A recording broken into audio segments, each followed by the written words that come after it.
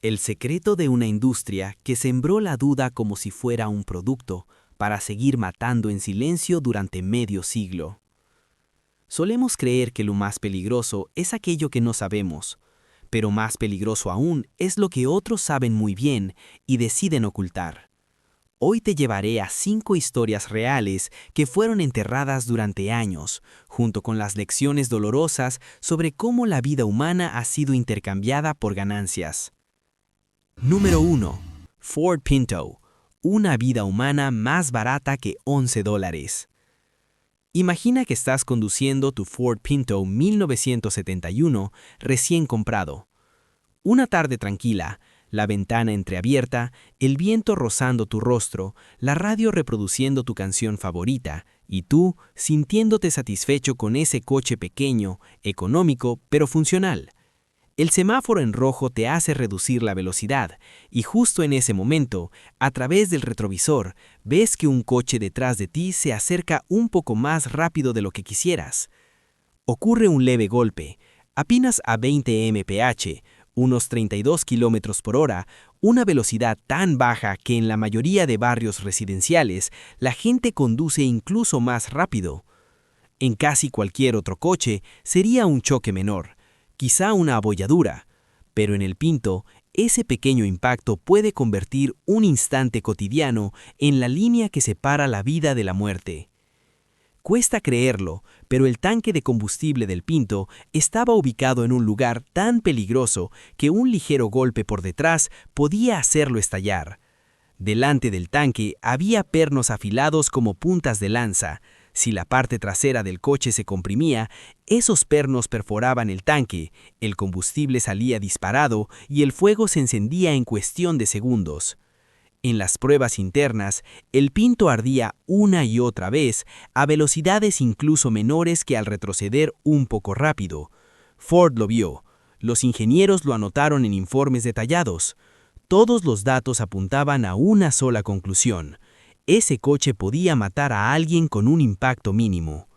Y entonces llegaron los momentos que quedaron grabados en la historia. Una mañana de agosto de 1978, 3 jóvenes, Lynn, Joni y Donna, conducían su Pinto por una autopista de Indiana. Un camión detrás de ellas no logró frenar a tiempo y las golpeó a una velocidad que cualquiera hubiera considerado inofensiva. El Pinto se transformó al instante en una antorcha. Testigos contaron que escucharon un pequeño estallido y luego el fuego envolvió el vehículo tan rápido que nadie pudo abrir las puertas para rescatarlas. Todo ocurrió demasiado rápido, demasiado brutal, como si el coche hubiera sido diseñado para traicionar a sus ocupantes. Lo más doloroso es que nada de esto fue accidental. Ford había estado frente a una decisión muy clara: gastar $11 más por coche para corregir el defecto o aceptar el riesgo de que clientes murieran en incendios que ellos sabían que ocurrirían. Calcularon, compararon y tomaron una decisión tan fría que cuesta imaginar que fue real. La historia del Pinto no trata solo de un vehículo, es un fragmento de una época, una evidencia escalofriante de lo que puede pasar cuando una corporación ve el fuego en su propio laboratorio y aún así elige mirar hacia otro lado. Y cuando piensas en eso, empiezas a entender por qué la siguiente historia, la de un avión capaz de inclinarse hacia el suelo sin que los pilotos lo supieran, es incluso más aterradora. Número 2. Boeing 737 MAX, el avión que podía inclinar su nariz hacia el suelo sin que los pilotos lo supieran. Un avión de casi 90 toneladas, transportando a cientos de personas, podía, en secreto, tomar el control y llevar todo su fuselaje directamente contra la Tierra, sin que los propios pilotos supieran que ese sistema existía. Durante décadas, Boeing fue un nombre asociado con la seguridad. Sus aviones eran la columna vertebral de la aviación mundial. Por eso, cuando la compañía presentó el 737 MAX, el mundo lo recibió como un nuevo símbolo de innovación. Pero bajo esa capa de metal reluciente había una línea de código, un sistema diminuto capaz de derrumbarlo todo con una sola señal equivocada. Ese sistema se llamaba MCAS, Fue creado para que el 737 MAX se comportara como los modelos anteriores y así evitar que las aerolíneas tuvieran que pagar entrenamientos costosos.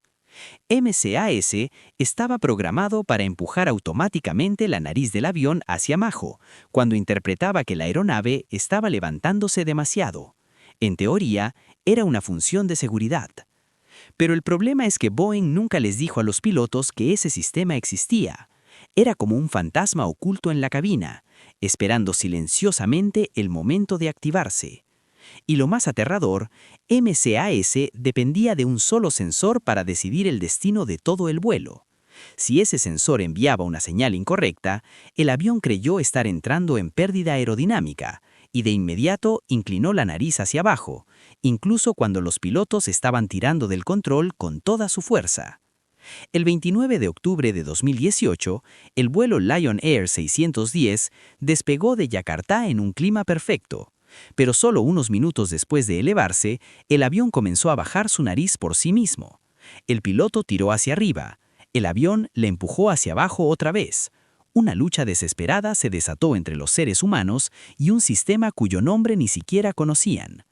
Finalmente, el Boeing 737 MAX se precipitó al mar de Java a una velocidad devastadora, llevándose 189 vidas. 5 meses después, el cielo de Etiopía presenció la misma tragedia. El vuelo Ethiopian Airlines 302 había despegado hacía menos de 6 minutos cuando los pasajeros sintieron vibraciones extrañas. Los datos de la caja negra mostraron que el piloto tiró del control con todas sus fuerzas, pero MCAS continuó empujando la nariz hacia abajo más fuerte y más rápido cada vez. Cuando el avión impactó contra el suelo, descendía a casi 1000 kilómetros por hora. Nadie tuvo oportunidad. Lo que salió a la luz después fue aún más doloroso que los accidentes mismos. Correos internos de Boeing fueron filtrados. Este avión ha sido diseñado por payasos supervisados por monos. Y una pregunta que helaba la sangre. ¿Pondrías a tu familia en un MAX entrenado solo con simulador? Yo no. Esas palabras habían sido escritas antes de que ocurrieran las dos tragedias. Y en ese instante, la pregunta ya no era cómo ocurrió el accidente, sino cómo fue posible que esto se permitiera por segunda vez. 2 accidentes en lugares distintos, con el mismo mecanismo, la misma patra y el mismo final. Ya no era una coincidencia, era una advertencia ignorada y el precio fueron cientos de vidas humanas. Número 3. Chernóbil, un día soleado bajo una nube de radiación. Hay días en que el cielo es tan azul que la gente cree que nada malo podría suceder. El 27 de abril de 1986 en Kiev fue uno de esos días. La radio anunciaba un clima perfecto. Los niños jugaban en los patios y las personas paseaban bajo el sol sin saber que a solo 60 millas de allí, el reactor número 4 de Chernóbil había explotado, liberando a la atmósfera una cantidad de radiación cientos de veces mayor que la de la bomba de Hiroshima. El gobierno lo sabía, los científicos lo sabían, pero el pueblo no. En lugar de advertir a la población, se animó a todos a seguir con su vida normal. Mientras toda la ciudad respiraba aire contaminado con partículas radiactivas, aviones militares fueron enviados al cielo para sembrar yoduro de plata, obligando a la nube mortal a descargar su lluvia sobre las zonas rurales de Bielorrusia, lugares donde la gente aún menos sospechaba el peligro que caía desde lo alto. El 1 de mayo, el desfile del Día del Trabajo se realizó como si nada hubiera ocurrido. Miles de niños marchaban bajo un cielo radiante, agitando banderas, con pañuelos rojos al cuello, mientras quienes tenían poder evacuaban silenciosamente a sus familias a sitios seguros. Meses después, maestros contaron que el cabello se les caía en mechones y que en su piel aparecían extrañas quemaduras. Niños que habían participado en el desfile comenzaron a ser diagnosticados con trastornos de la tiroides. Solo entonces la población entendió que aquella luz cálida y aparentemente inofensiva de aquel día no había sido un regalo del sol, sino la huella de una catástrofe que nunca se les permitió conocer. Chernóbil no fue solo la explosión de un reactor, fue un silencio deliberado. Fue el momento en que a toda una ciudad se le dijo que era un día hermoso mientras partículas invisibles caían sobre su cabello, su ropa y sus pulmones. Número 4. DuPont y los químicos eternos que fluyen en nuestra sangre. Hay historias que, una vez que las escuchas, te impiden ver los objetos familiares de tu casa con los mismos ojos. La sartén antiadherente que usas cada mañana, la chaqueta impermeable, el envase de la comida. Todos esos productos alguna vez fueron símbolos de la comodidad moderna, y detrás de ellos había un secreto que DuPont ocultó durante décadas. Desde la década de 1950, DuPont utilizó un químico llamado PFOA para producir teflón. Era lo que hacía que las superficies fueran antiadherentes, permitiendo que la comida se deslizara como el agua sobre una hoja de loto. Pero el PFOA no solo se adhería a los objetos, también se adhería a la vida humana de una forma que nadie hubiera imaginado. Una vez que este químico entra en el medio ambiente, no se degrada, no desaparece, se acumula en la tierra, en el agua y finalmente en la sangre humana, donde puede permanecer durante décadas, siglos o incluso milenios. Por eso se le dio un nombre tan bello como inquietante: el químico eterno. DuPont sabía todo esto. Sus informes internos registraban trabajadores que enfermaban misteriosamente, recién nacidos con malformaciones sin explicación, experimentos con animales que revelaban daños en el hígado, la tiroides y la aparición de cáncer, y aún así, la producción no se detuvo.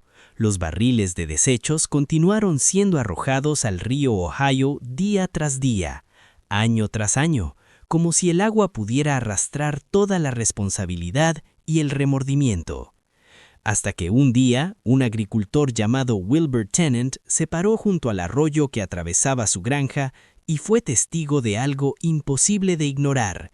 Sus vacas, antes sanas, comenzaron a morir una tras otra en un sufrimiento atroz, con los dientes ennegrecidos, los órganos deformados y comportamientos extraños, como si sus cerebros estuvieran siendo devorados desde dentro.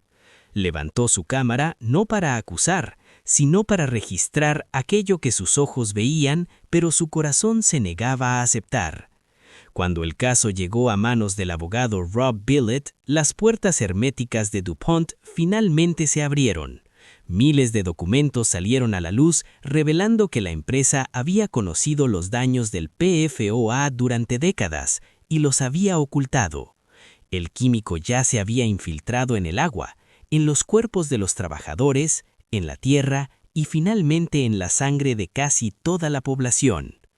Hoy, si te haces un análisis de sangre, hay un 99% de probabilidad que encuentres rastros de PFOA, no porque hayas hecho algo malo, sino porque, en algún lugar lejano, alguien tomó una decisión creyendo que nadie lo descubriría jamás. Número 5. Big Tobacco. La duda es nuestro producto. Hay secretos que fluyen silenciosamente a través de las décadas, hasta el punto en que, cuando finalmente salen a la luz, uno ya no sabe si debe sentir rabia o miedo. La historia de la industria del tabaco es uno de esos secretos, un capítulo oscuro de medio siglo, donde la verdad no solo fue distorsionada, sino envuelta en la bata blanca de médicos en quienes todos confiaban.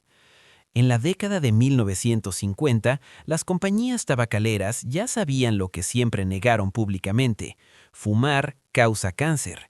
En sus propios laboratorios, los experimentos con animales llegaban a conclusiones tan consistentes que ya no había duda posible.